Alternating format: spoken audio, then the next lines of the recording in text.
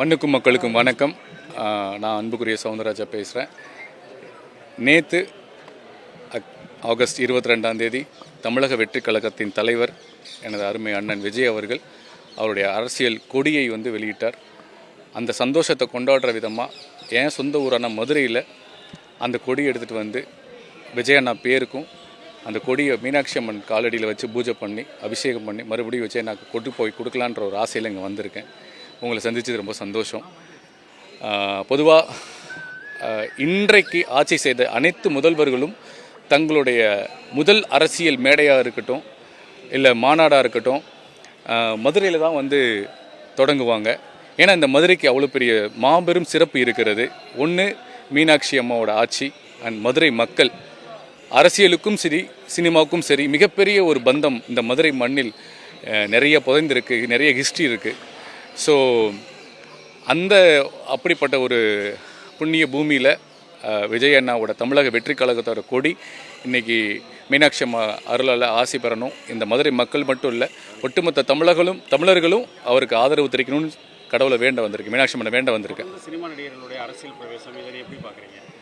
இது வித்தியாசமாக நீங்கள் பார்க்கக்கூடாது. நடிகர்களை தனித்து பார்க்காதீர்கள். அவர்களும் குடிமகன்கள் தான்.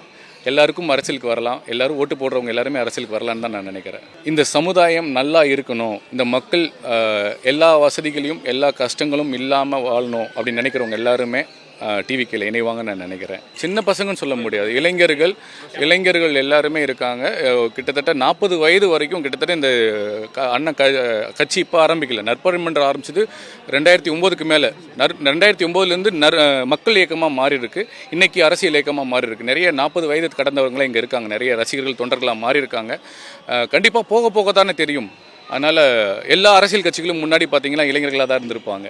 ஸோ அரசியலுக்கு வந்துட்டாலே பல்வேறு இழப்புகள், பெரிய பெரிய போராட்டங்கள்லாம் சந்திக்க வேண்டியது. கண்டிப்பாக விஜயகாந்தோட மண்டபம், அவருடைய சொத்துக்கள்லாம் என்னாச்சுன்றது தெரியும். அந்த பயம் விஜய்க்கு இருக்கா? நீங்கள் பேசின அளவுக்கு இல்லை அந்த அளவு தைரியமாக தான் இருக்காரா?